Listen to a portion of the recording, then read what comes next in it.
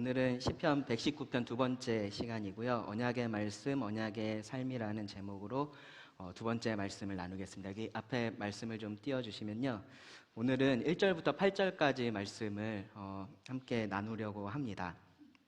1절부터 8절인데요. 한번 같이 읽어볼까요? 네, 못 읽으시겠죠, 그렇죠? 저도 못 읽겠습니다. 뭐를 좀 보여드리고 싶었냐 하면요, 제가 지난주에 설명했을 때 이제 각 연이 똑같은 알파벳으로 시작을 한다라고 말씀을 드렸었잖아요. 저쪽에 빨간색으로 표시해 놓은 것이 히브리어 첫 번째 알파벳인 알렙입니다. 알레프라고 읽기도 하고요, 알렙이라고 하는데요. X자처럼 생겼죠, 그렇죠? 네, 저렇게 똑같은 글자로 시작되는 8절이 오늘 말씀의 본문입니다. 말씀 제목은요, 오늘은 율법을 따라 행하는 자들은 복이 있음이요 라는 제목으로 말씀을 나누려고 합니다. 그래서 우리가 방금 전에 이제 복에 대한 찬양들을 좀 많이 나눴었던 건데요. 복을 받기 싫어하는 사람은 없죠, 그렇죠? 네, 다 복 받고 싶어 합니다. 어떻게든 복을 받고 싶어 하고요, 화를 면하려고 해요. 그래서 사람들이 하는 거 보면 좀 상식적으로 이해되지 않는 행동들을 그렇게 하기도 합니다. 이제 미신에 따라서 그렇게 하는 건데요. 뭐 중요한 날들, 뭐 이사나 뭐 결혼하거나 뭐 개업을 하거나 혹은 요새는 이제 심지어 출산일 같은 것도 이제 고르잖아요, 그렇죠? 그런 일들 고를 때 어떤 날 고르나요? 손 없는 날이라고 들어보셨어요? 손 없는 날?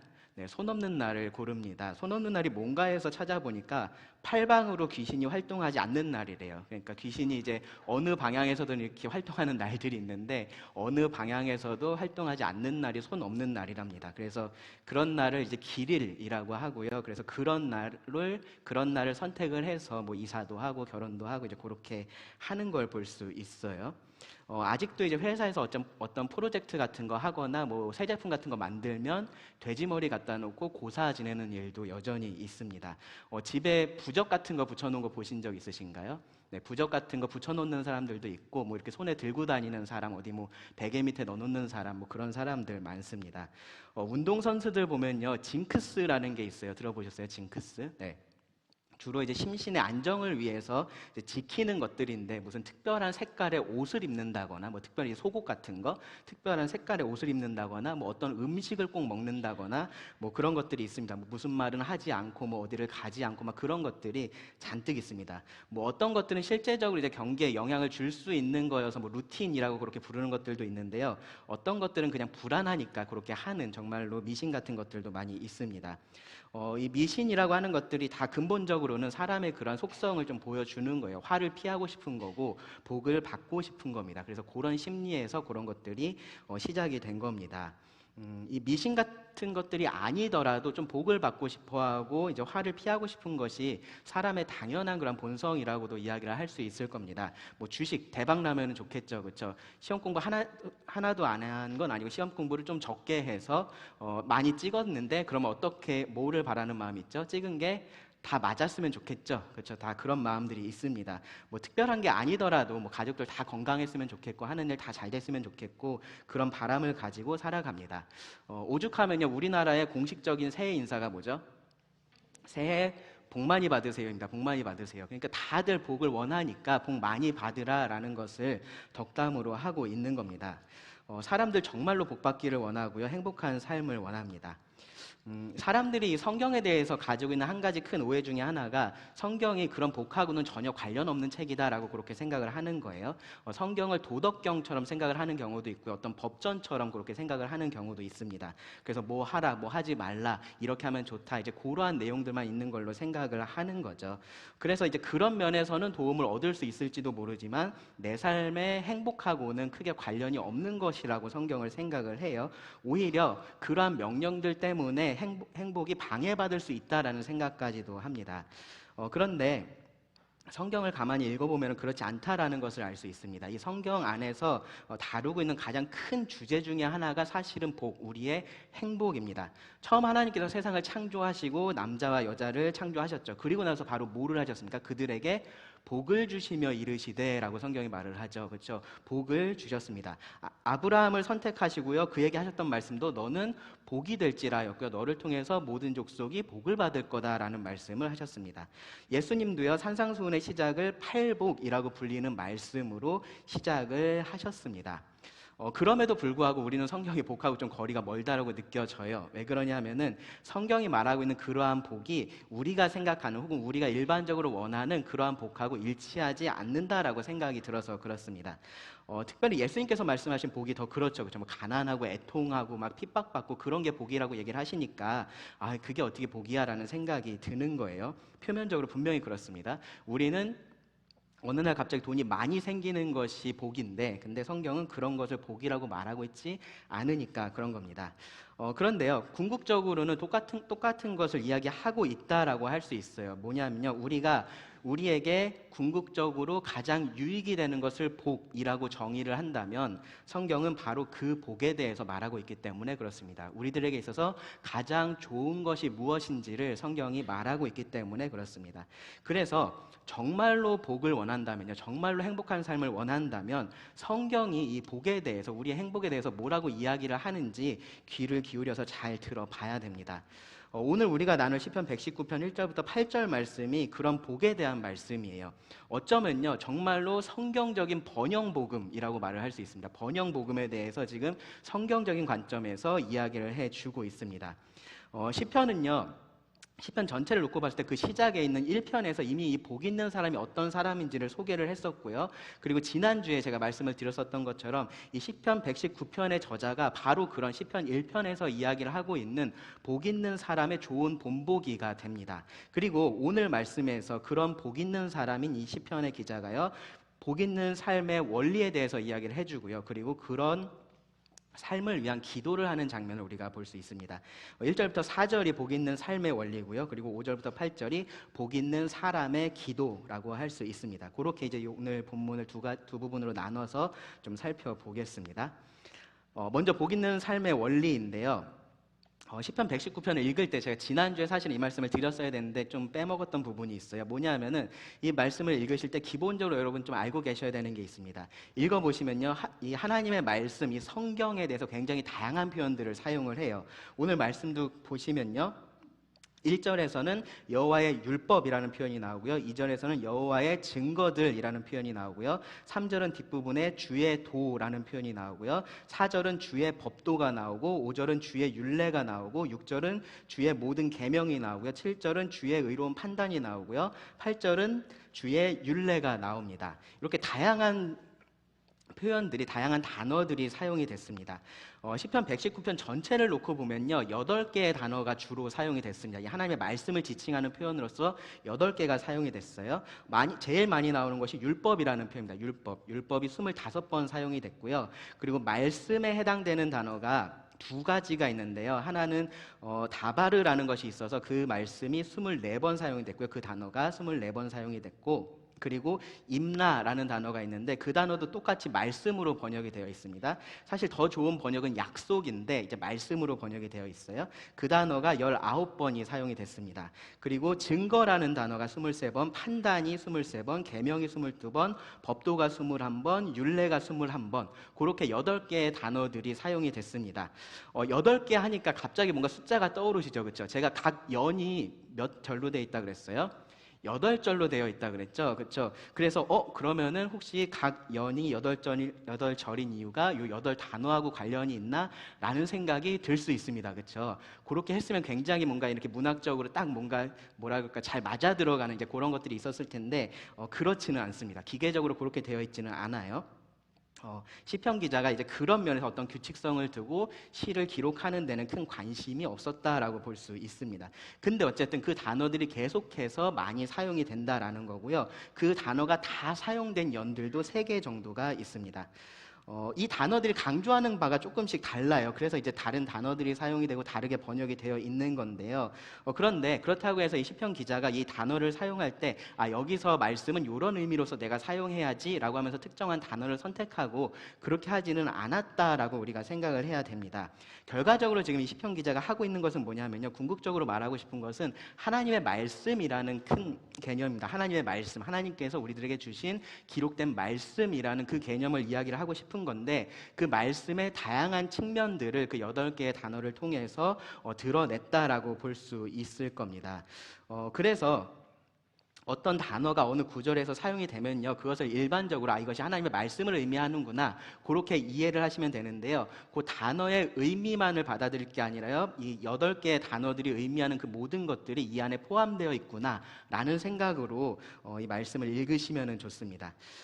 제가 이 시편 강해를, 요 시편 119편 강해를 하면서 필요하면은 그 단어들의 의미에 대해서 조금 더 자세하게 말씀을 드릴 텐데요. 간단하게 좀 말씀을 드리면은 이렇게 좀 정리를 할 수 있어요. 율법이라는 것은요, 많이 들어보셨던 토라입니다. 토라. 그래서 가르치다 혹은 가리키다라는 그러한 동사에서 파생된 단어예요. 그래서 기본적으로 의미하는 것이 가르침입니다. 지시라는 뜻이 있어요. 하나님께서 자기 백성에게 주셨던, 가르쳐 주신 삶의 원리가 율법이라는 단어로 번역이 되어 있습니다. 그러니까 이 율법이라는 단어를 볼 때 뭐 하고 안 하고 그거 자체만 중요한 것이 아니라 하나님께서 이렇게 하라고 하셨구나라는 부분까지 생각을 해야 되는 거죠. 그 다음에 이제 말씀이라는 단어는요, 가장 일반적인 의미에서 하나님의 말씀을 의미를 하고요. 그리고 증거라는 단어는 하나님이 자신에 대해서 증언을 하신 내용을 말을 합니다. 그래서 하나님의 본질, 하나님의 성품, 그리고 그렇기 때문에 하나님께서 요구하시는 것들, 이제 그러한 것을 강조할 때 이 증거라는 단어가 사용이 됩니다. 판단이라는 것은 이 단어 자체에서도 의미를 아실 텐데요. 재판관으로서의 하나님의 판단이 무엇인지, 결정이 무엇인지를 말할 때 이 하나님의 말씀에 그러한 측면들을 이야기를 하는 거고요. 그리고 계명이라는 것은요, 명령을 내리고 복종을 요구하는 하나님의 직접적인 그런 권위가 강조된 표현이다라고 그렇게 생각하시면 됩니다. 그리고 법도라는 표현이 있어요. 법도. 이 법도라는 것은요, 그런 권위자가 지시한 일을 말합니다. 일. 그래서 뭐 책무라고 번역을 할 수도 있을 겁니다. 율례라는 것은요, 이 명령이 구속력이 있다. 그래서 이것이 계속해서 지속되어야 한다라는 측면을 강조를 하고요. 그리고 아까 전에 말씀드렸던 또 다른 말씀이라고 번역된 단어, 임라라는 단어는요, 입에서 나온 말이에요. 그래서 약속을 의미를 합니다. 정리하면 이래요. 하나님의 말씀이라는 것은 이 하나님의 어떤 분이신지를 드러내는 거고요. 그리고 하나님의 뜻을 드러냅니다. 무엇에 대해서 하나님께서 어떻게 판단하시는지를 우리들에게 알게 합니다. 뭐가 옳은지, 뭐가 틀렸는지를 알게 한다라는 거죠. 그리고 거기서 더 나아가서 그렇기 때문에 우리가 어떤 일을 해야 되고 어떤 일을 하지 말아야 하는지를 알게 하고요. 그것에 따라서 순종을 요구를 합니다. 그리고 그것에 대한 하나님의 약속이 있다라는 것도 하나님의 말씀은 알게 합니다. 그래서 시편 119편을 읽으실 때 이러한 표현들이 나오면은 이런 의미가 여기에 함축되어 있구나, 이제 그렇게 생각을 하시고 읽으시면 됩니다. 그런데 여기서 또 한 가지 좀 우리가 꼭 기억을 해야 될 것이 있어요. 제가 지난 시간에도 좀 강조를 했었던 건데요. 뭐냐면은 이 말씀이 다 하나님의 말씀이라고 표현이 되어 있다라는 겁니다. 시편 119편에서는요, 방금 제가 읽어드렸던 이러한 말씀을 나타내는 그런 표현들, 그 단어들 앞에는요, 거의 항상 주의라는 표현이 나와요. 그러니까 영어로 하면 유어인 거죠. 유어. 하나님, 당신의라는 그런 표현이 항상 나옵니다. 왜 그러냐면은 그 말씀이라는 것이, 여기서 말하고 있는 이 말씀이라는 것이 단순히 그냥 우리 앞에 던져져 있는 어떠한 법정 같은 것이 아니고요, 하나님께서 나에게 주신, 우리에게 주신 말씀이기 때문에 그런 겁니다. 나하고 관계없는 누군가가 쓴 그냥 책이 우리 앞에 덩그러니 있는 것이 아닌 거예요. 혹은 나하고 관계가 있기는 있는데 별로 나에게 중요하지는 않은 그러한 말씀이 우리 앞에 있는 것이 아닌 겁니다. 온 우주의 왕이신 하나님의 말씀인 거고요, 내 삶의 구원자이시고 주관자이신 하나님의 말씀이 이 앞에 있다라고 지금 말을 하고 있는 겁니다. 그 절대적인 무게감을 우리가 알고 있어야 됩니다. 그런 관점에서 우리가 하나님의 말씀을 바라봐야 된다는 거고요. 시편 119편의 저자도 그렇게 바라보고 있습니다. 그런 관점에서 이 시편 119편은요, 복 있는 사람, 복 있는 삶의 원리에 대해서 이렇게 말을 합니다. 1절부터 4절을 이제 읽겠습니다. 말씀을 보시면, 행위가 온전하여 여호와의 율법을 따라 행하는 자들은 복이 있으며 여호와의 증거들을 지키고 전심으로 여호와를 구하는 자가 복이 있도다. 참으로 그들은 불의를 행하지 아니하고 주의 도를 행하는도다. 주께서 명령하사 주의 법도를 잘 지키게 하셨나이다. 히브리어는요, 1절, 2절의 시작 단어가 똑같습니다. 이제 우리말에서는요, 가장 끝에 단어가 비슷하게 되어 있죠. 복이 있으며 복이 있도다, 이제 그렇게 되어 있죠. 복이 있다라는 그런 선포로서 1절, 2절 말씀이 시작을 합니다. 크리스토퍼 애쉬라는 목사님은요, 이것에 대해서 이 시편을 출발점에서 복을 받고 싶은 자는 이 길로 오라라는 커다란 전광판이 설치되어 있는 셈이다, 이제 그렇게 표현을 했어요. 앞서서 말씀을 드렸었던 것처럼 이 복받기 원하는 사람들에게 정말로 어떤 사람이 복을 받을 사람인지를 지금 말을 하고 있는 겁니다. 이것은요, 한편으로는 이 복을 이미 누리고 있는 시편 기자의 주관적인 경험이기도 하고요. 또 한편으로는 이 성경이 일관되게 선포하고 있는 객관적인 진리의 말씀이기도 합니다. 성경은 복을 얻는 길에 대해서 말을 하는데요. 정확히 말하면 복을 얻는 유일한 길에 대해서 말을 합니다. 사람들은요, 절대적이고 궁극적인 의미에서의 복이라는 것이 세상에 있다라고 생각하지를 않아요. 각자가 원하는 복이라는 것이 있고 그것을 각자 원하는 방식으로 찾으면 된다라고 그렇게 생각을 합니다. 정답이라는 것이 없는 거고요. 각자가 그냥 자기의 답을 찾으면 된다. 그것이 너에게 괜찮으면 된다라고 그렇게 말을 하는 겁니다.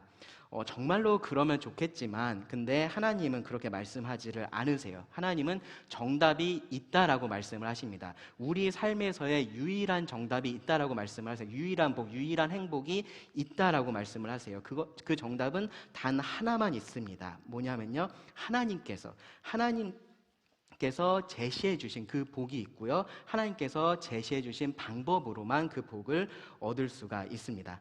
야고보서 1장 17절에선 이렇게 말씀을 합니다. 온갖 좋은 은사와 온전한 선물이 다 모두 다 위로부터 빛들의 아버지께로부터 내려오나니 그는 변함도 없으시고 회전하는 그림자도 없으시니라. 좋은 것들, 우리가 복이라고 말할 만한 그 모든 것들이 다 하나님에게서, 전부 다 하나님에게서 온다라고 말을 하는 거예요. 하나님이 모든 복의 근원이시다라고 말씀을 하는 겁니다. 하나님을 떠나서는 우리가 좋은 것을 절대로 찾을 수가 없다라고 말씀을 하는 겁니다. 일시적인 만족이나 일시적인 기쁨을 주는 것들 있을 수 있어요. 그리고 그것들이 모이면 그게 복이 아니야? 라는 생각을 우리들은 할 수 있습니다. 그런데 성경은 그렇지 않다라고 말을 해요. 예레미야 2장 13절을 보시면 이렇게 하나님께서 말씀하셨습니다. 내 백성이 두 가지 악을 행하였나니 곧 그들이 생수의 근원되는 나를 버린 것과 스스로 웅덩이를 판 것인데 그것은 그 물을 가두지 못할 터진 웅덩이들이니라. 우리가 복이라고 생각하는 것들, 우리에게 복을 준다라고 생각하는 것들, 그것들이 바로 이 말씀에 따르면요, 우리가 스스로 판, 하지만 물을 가두지는 못하는 터진 웅덩이들이다라는 겁니다. 우리가 그런 터진 웅덩이들을 가지고 그 물로 만족을 하려고 하고 있다라는 거예요. 그래서 만족하지 못하는 거고요. 그래서 계속해서 복을 찾으려고 노력만 그렇게 하고 있는 겁니다.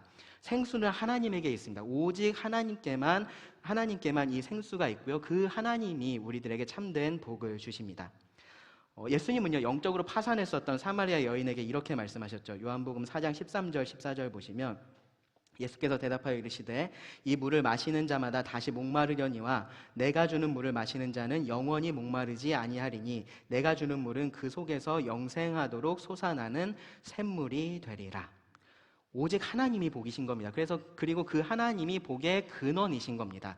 그래서 다윗은요, 시편 16편 2절에서 주밖에는 나의 복이 없다라고 그렇게 고백을 했었던 거고요. 아삽도 시편 73편 28절에서 하나님께 가까이함이 내게 복이라라고 동일한 고백을 했었던 겁니다.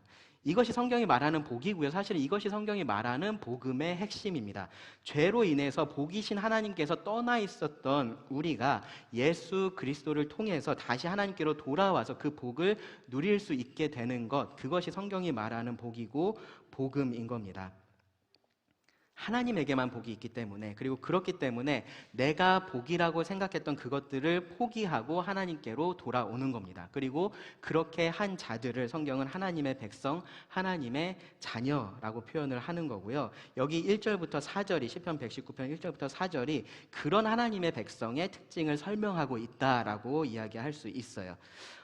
신약의 관점에서 보면요, 요한일서에서 요한이 그가 빛 가운데 계신 것 같이 우리도 빛 가운데 행하면 우리가 서로 사귐이 있고 라고 말한 것하고 사실은 똑같은 이야기를 하고 있는 겁니다. 빛 가운데 행하는 것이 어떠한 의미인지 구약의 관점에서의 묘사가 여기 1절부터 4절이라고 할 수 있습니다. 기본적으로요, 이 4절까지의 말씀이 하고 있는 말은 뭐냐 하면요, 하나님의 언약의 말씀을 따라서 행하는 그 사람이 복이 있는 사람이다 라는 겁니다. 하나님의 말씀에 순종하는 사람이 복이 있는 사람이다 라는 이야기를 하고 있어요. 그것을 여러 가지 조금씩 다른 표현들을 사용해서 하고 있습니다. 근데 여기서 좀 주목할 만한 부분이 몇 가지가 있습니다. 첫째는 뭐냐 하면요, 1절에서 행위가 온전한 사람이 복이 있다라고 말하는 부분입니다. 행위가 온전한 사람. 자, 행위가 온전하신 분 아무도 안 계신가요? 네. 행위가 온전하다라는 말에서 이미 나는 복받기 글른 사람인데 이제 그런 생각이 들 수 있어요. 혹은요, 그러면 이 말을 하나님께서 이 구원받은 자들에게 주시는 그런 신분에 대한 말씀이구나라고 생각을 하고 그냥 쉽게 이 말씀을 넘어갈 수도 있습니다. 온전하게 하는 복을 받은 사람으로 그렇게 생각을 하는 거죠. 근데 여기서 말하는 것은요, 행위가 온전한 사람이에요. 그렇죠? 행위가 온전한 사람. 실제로 그 삶이 온전한 것을 지금 이야기를 하고 있다라는 겁니다. 자, 그러면 이제 의문이 생기죠. 하나님의 백성이라고 해도, 아무리 하나님을 믿는다라고 말하는 그러한 사람이라고 해도 어떻게 그 삶이 온전할 수 있을까라는 의문이 생깁니다.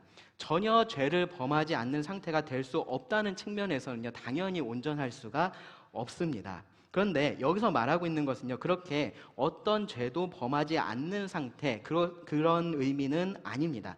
행위라는 것은요, 여기서요, 길을 의미합니다. 길. 우리말의 행도요, 물론 한자어긴 하지만 행도 다닌다라는 의미가 있잖아요. 그렇죠? 여기서의 행위도 내가 무언가를 하는 것이라는 의미보다는 길을 의미를 합니다. 어떤 사람의 길이라고 지금 이야기를 하고 있는 거예요. 그리고 1절의 뒷부분에도 보시면요, 율법을 따라 행하는 자들이라는 표현이 나오죠. 그렇죠? 율법을 따라서 행하는 자들, 걷는 것에 대해서 지금 이야기를 하고 있는 겁니다. 행하는 것은 걷는 거고요, 행위는 그 사람이 걷고 있는 길을 의미를 한다라는 겁니다. 걷는 것, 걸음, 성경에서 뭐를 의미하죠? 우리의 삶을 의미를 합니다. 그렇죠? 우리의 삶이라는 것을 의미를 합니다. 그렇기 때문에 지금 여기서 말하고 있는 이 행위라는 것은요, 행동 하나하나를 의미하는 것이 아닙니다. 이렇게 생각을 하시면 될 것 같아요. 행동 하나하나를 여러분들이 점으로서 어떤 도화지 위에다 점을 이렇게 찍는다면 그런 것들을 행동 하나하나를 계속해서 모아놓을 수 있을 거 아니에요. 그렇죠? 어제, 오늘, 뭐 하여튼 우리가 1년, 10년 그렇게 그 점들을 모아놓을 수 있을 겁니다. 그것을 조금 멀리서 바라보면 그 점들이 모여서 하나의 선을 이루고 있겠죠. 그렇죠? 그것을 말하고 있다라고 볼 수 있을 겁니다. 그 선이 곧 길인 거고요. 그 길이 어디를 향하고 있느냐를 의미한다라는 거예요.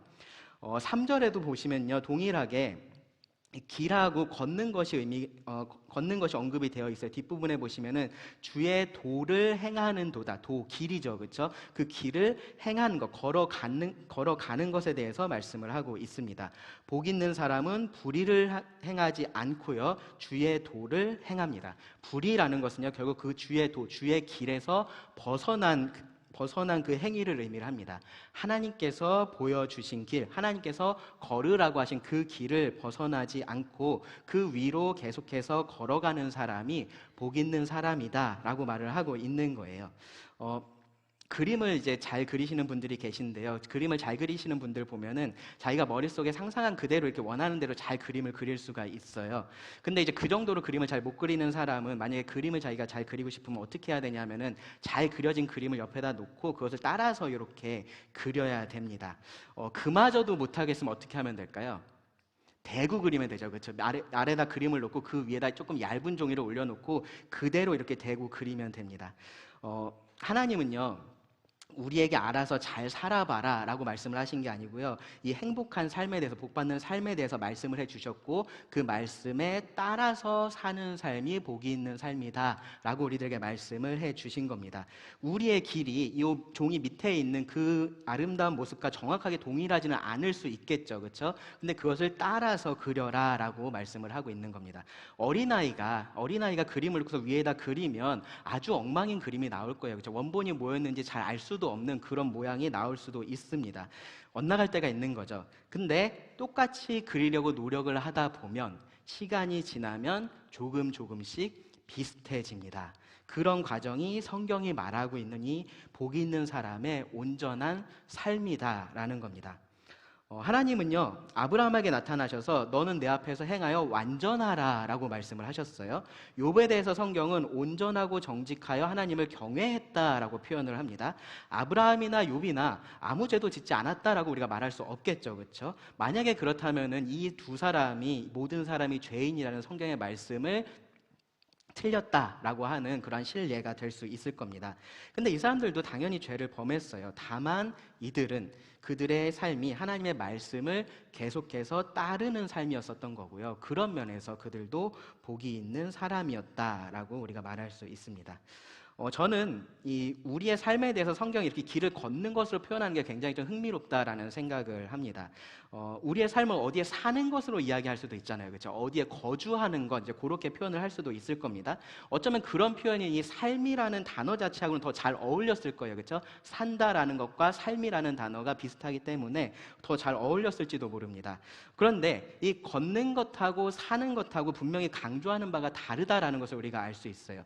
사는 것은 뭐가 중요하냐 하면요, 어디에 있느냐가 중요합니다. 어디에 있느냐, 어디에 사느냐가 중요하잖아요, 그렇죠? 사는 것은 어디에 있느냐가 중요합니다. 근데 걷는 것은 어디에 있느냐보다 어디를 향해서 가고 있느냐가 더 중요합니다. 사는 것은요, 어디에 있느냐가 중요하니까 뭐를 하면 안 돼요, 그렇죠? 그 안에서 뭐를 하면은 거기서 벗어날 수 있게 될 거 아니에요, 그렇죠? 근데 걷는 것은 어디를 향해서 가고 있느냐가 중요하기 때문에 뭔가를 해야 됩니다, 그렇죠? 계속해서 걸어야 됩니다. 올바른 방향을 향해서 걸어가야 됩니다. 복 있는 사람은, 성경이 말하는 복 있는 사람은요, 계속해서 걷는 사람인 겁니다. 계속해서 걷는 사람. 하나님께서 말씀하신 그 길을, 하나님께서 성경을 통해서 보여주신 그 길을, 그 길 위를 계속해서 걸어가는 사람이 복이 있는 사람입니다. 지금의 모습에 그냥 안주하고 그냥 괜찮다라고 생각하고 있는 그런 사람이 아니고요. 하나님께서 보여주시는 그 온전함, 그 완전함을 향해서 걸어가는 사람이 복이 있는 사람입니다. 다음으로 좀 이 말씀에서 주목할 것이 뭐냐 하면요, 복 있는 사람은 2절에 보시면, 2절 뒷부분에 보시면요, 전심으로 여호와를 구하는 자라고 표현을 해요. 전심으로 여호와를 구하는 자. 사실 이것이, 이 복 있는 사람이 여호와의 증거들을 지켜서 그 주의 길로 행하는 궁극적인 동기이고요, 또 그것이 목적이기도 합니다. 하나님의 말씀을 지키고 따르고 순종하는 것이 중요한 이유는 그 말씀을 하신 하나님이 중요하시기 때문인 거죠. 단순히 겉으로 보기에 그냥 하나님의 말씀을 따르는 것 같아 보이고 순종하는 것 같아 보이고 그러면 되는 게 아닌 거예요. 그것이 여기 2절에서 표현하는 것처럼 전심으로 하나님을 구하고 있는 것이기 때문에 나오는 결과여야 한다라는 겁니다. 정말로 하나님을 찾고 있고 하나님과 함께 하기를 원하고 하나님을 사랑하기 때문에 하나님의 길을 함께 걷기 원하는 것이다 라는 겁니다. 지난 시간에 제가 말씀드렸었던 것처럼요, 이 부분이 빠져 있으면, 즉 하나님의 말씀에서 하나님이 빠져 있으면 그 말씀 자체가 아무리 좋은 것이라고 해도, 그리고 아무리 그 말씀에 잘 순종한다라고 해도 그것은 그냥 율법주의가 된다라고 제가 말씀을 드렸었습니다. 그것을 위해서 얼마나 많은 노력을 하고 얼마나 많은 수고를 하고 얼마나 많은 희생을 하든지 상관이 없는 겁니다. 어떤 면에서 보면요, 예수님의 책망을 들었었던 유대인들 나름 좀 억울했을지도 몰라요. 왜 그러냐면은 어쨌든 자기들이 하나님께 무언가를 드리긴 했잖아요, 그렇죠? 그리고 열심히 그것을 했습니다. 하나님의 말씀에 순종한다라는 생각으로 안식일에 음식도 안 해먹고 병자도 치료하지 않고 그러한 일들을 했었던 겁니다.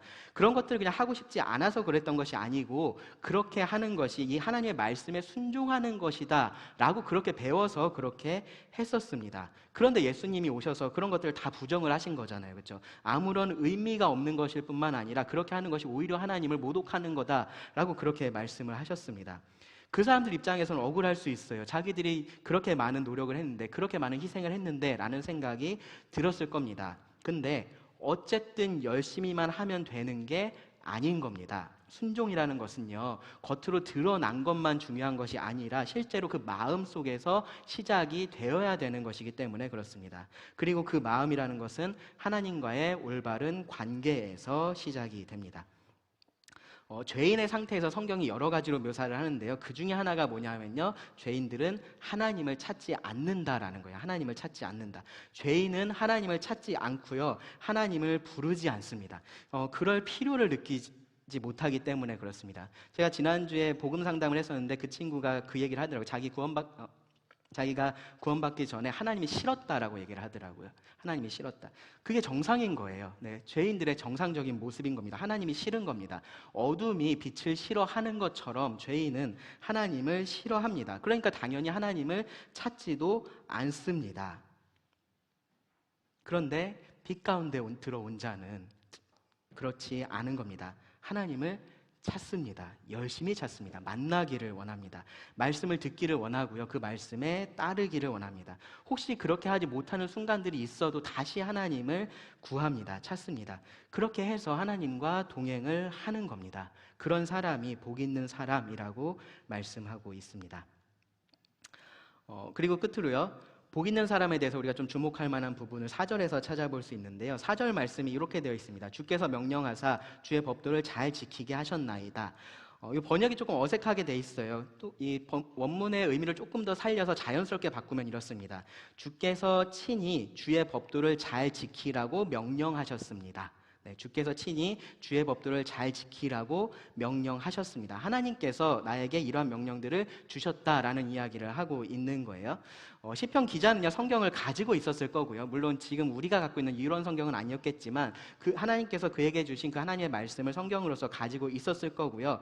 그리고 그 성경이 무엇인지도 잘 알고 있었습니다. 이 성경이 하나님께서 친히 직접 그에게 주신 말씀이다라는 거예요.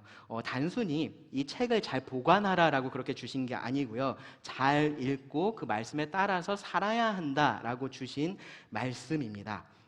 이렇게 살아보면 괜찮을 거야 라는 제안으로서 주신 것이 아니고요. 다른 여러 가지 네가 복에 이를 수 있는 길이 있지만 그래도 이게 제일 나을 거야 정도로 설득하려는 말씀으로 주신 것도 아닙니다. 여기 말씀에 따르면요, 이렇게 해야 한다라는 명령인 거죠. 명령.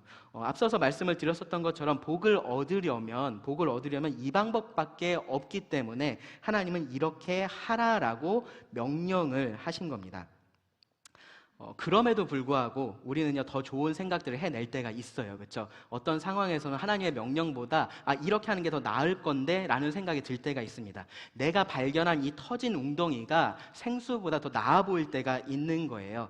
오늘 성경 읽기를 하셨으면 오늘 말씀에서의 사울이 정확히 그렇게 했습니다. 사울은요, 하나님의 명령을 지키기보다 자기가 보기에 더 나은 방법을 선택을 했어요. 그래서 사무엘이 와서 제사를 드리기를 기다리지 않고 먼저 자기가 그냥 제사를 드렸습니다. 그 결과가 긍정적이지 않았죠. 그렇죠? 사무엘이 사울에게 이렇게 말했습니다. 왕이 망령되이 어리석게 행하였도다입니다. 그리고 나서 사울의 왕국이 더 이상 이어지지 못할 것이다 라고 그렇게 말을 했습니다. 15장에 가서 보시면요, 아말렉을 진멸하라라는 그 명령에 대해서도 똑같이 사울이 자기가 보기에 더 나은 방법을 선택한 것을 볼 수 있습니다.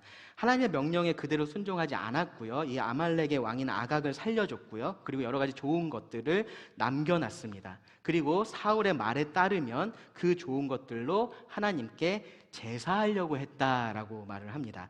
좋은 생각이죠. 그렇죠? 좋은 아이디어입니다. 어차피 그냥 죽여버리느니 이거 갖다가 하나님한테 제사 드리면 하나님께서 훨씬 좋아하실 거야 라고 생각을 했다라는 겁니다. 아마도 변명이었겠지만 변명이 아니라 그것이 진심이었다라고 해도 사울은 정말로 잘못 생각을 한 겁니다. 하나님의 명령에 순종하지 않으면서 하나님을 예배할 수는 없기 때문에 그렇습니다. 사무엘이 뭐라 그랬죠? 순종이 제사보다 낫고 듣는 것이 순양의 기름보다 낫다라고 말을 했습니다. 그리고 이 사건을 통해서 하나님께서 사울을 버리셨습니다. 아주 결정적인 그러한 사건이 됐습니다.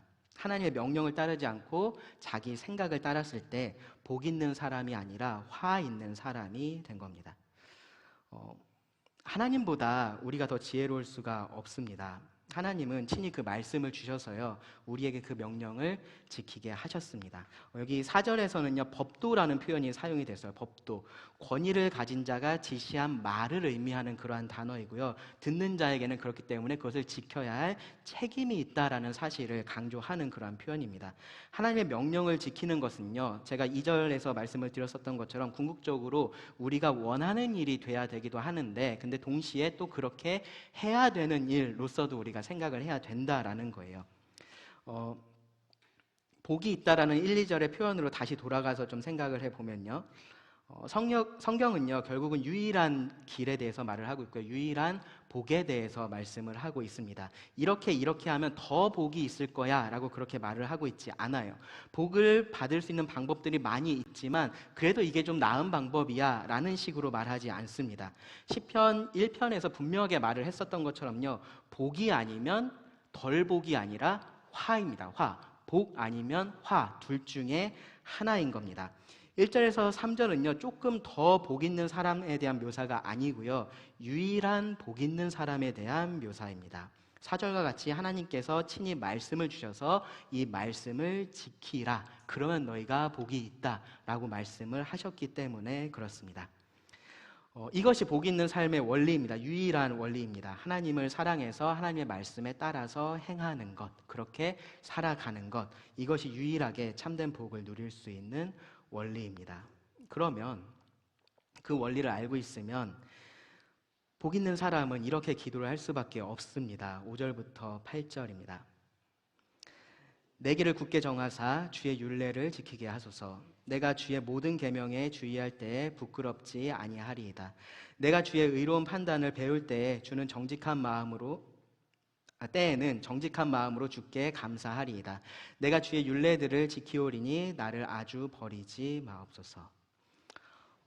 기도입니다. 기도. 하나님의 말씀에 따라서 살고 싶은 사람의 기도입니다. 5절을 보시면요, 이 순종에 있어서 하나님의 도우심을 구해요. 내 길을 굳게 정하사 주의 율례를 지키게 하소서.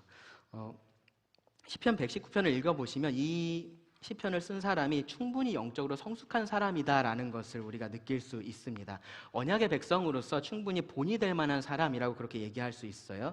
앞으로 우리가 좀 자세하게 보게 되겠지만 계속해서 말씀을 가까이 하는 사람입니다. 밤낮으로 하나님의 말씀을 가까이 하려고 하는 사람이었고요, 반대로 죄에서는 계속해서 멀어지려고 하는 그러한 사람이었습니다. 고난을 당해도 자기가 하나님을 배울 수 있다는 것에 대해서 감사할 수 있는 사람이었습니다.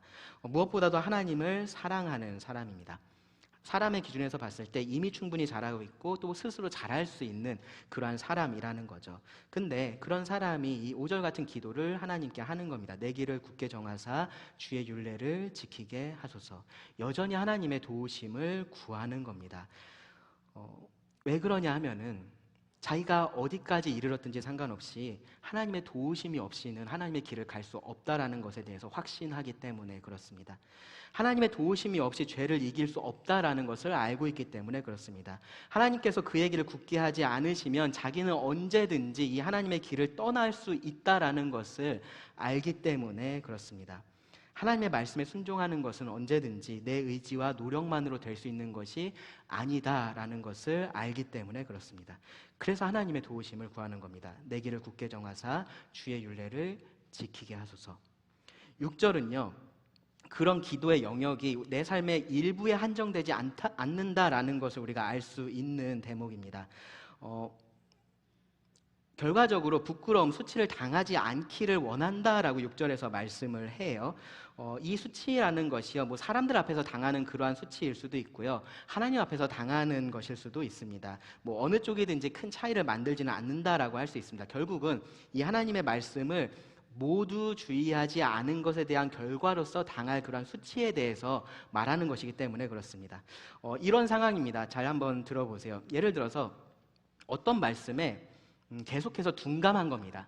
다른 말씀들에 대해서는 잘 지키고 있다라고 말을 할 수 있는데 어떤 특정 말씀에 대해서는 계속해서 둔감한 겁니다. 그냥 그런 말씀이 있으면은 잘 안 들으려고 하고 넘어가려고 하고 그런 겁니다. 뭐 부부관계에 대한 말씀에 대해서 그렇다라고 가정을 해보겠습니다. 아내를 사랑하고 남편에게 순종하는 그 부분에 대해서 내가 계속해서 귀를 막고 있고 눈을 감고 있는 겁니다. 거기에는 나는 잘 동의가 되지 않는 거예요. 그러면서 다른 영역에 있어서 다른 성도들에게 열심히 이야기를 하는 겁니다. 뭐 자녀 양육을 어떻게 해야 되고 복음 전도를 어떻게 해야 되고 그런 것들을 열심히 다른 성도들에게 가르쳤다라고 그렇게 한번 가정을 해보시기 바랍니다. 그러다가 어느 날 어느 순간 그 부부 관계가 걷잡을 수 없을 정도로 갈등이 생겨서 모든 성도들이 다 알게 된다면, 그렇다면 어떻게 될까요? 큰 수치를 당하게 되겠죠. 그렇죠? 그동안에 그 사람이 했던 말들, 그 사람의 모든 삶이 다 부정당하게 될 겁니다. 혹은요, 다른 사람이 알지 못하더라도 하나님 앞에서 그 사람은 계속해서 부끄러움을 느끼게 될 겁니다. 존 오웬은 이런 말을 했습니다. 죄를 죽이지 않으면 죄가 당신을 죽일 것이다. 죄를 죽이지 않으면 죄가 당신을 죽일 것이다. 하나님의 말씀은 충분해서요, 내 모든 이 영적인 삶에 대해서 말씀을 하고 있습니다. 그래서 여기서 이 시편 기자는 주의 모든 계명에 주의한다라고 말을 하는 겁니다. 어느 말씀이 나를 불편하게 만든다라고 해서 그 말씀을 무시하지 않겠다라는 겁니다. 그런 말씀에도 계속해서 주의를 기울이겠다라고 말을 하는 겁니다. 그 말씀이 다뤄야 될 내 삶의 영역이 있기 때문에 그렇습니다. 시편 기자는 그 모든 말씀에 주의할 수 있도록, 어느 한 말씀이 아니라 모든 말씀에 주의할 수 있도록 하나님의 도우심을 구하는 겁니다.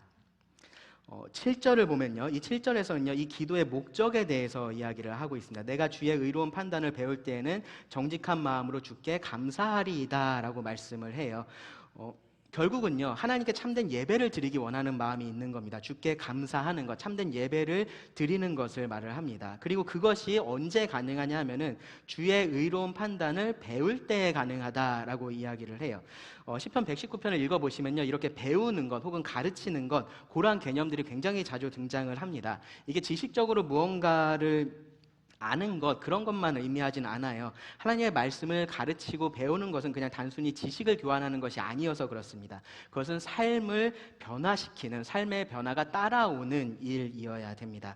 여기서도 마찬가지예요. 하나님의 의로운 판단을 배우고 그것에 따라서 살아갈 때에 하나님께 바른 마음으로 감사의 예배를 드릴 수 있다라고 지금 이야기를 하고 있는 겁니다. 거꾸로 말하면, 그렇지 않으면 내가 하나님께 정직한 마음으로, 바른 마음으로 하나님을 예배할 수 없다라고 이야기하고 있는 것과도 같습니다.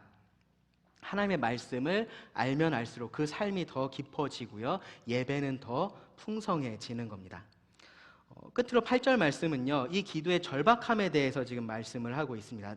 내가 주의 율례들을 지키오리니 나를 아주 버리지 마옵소서라고 말씀을 합니다.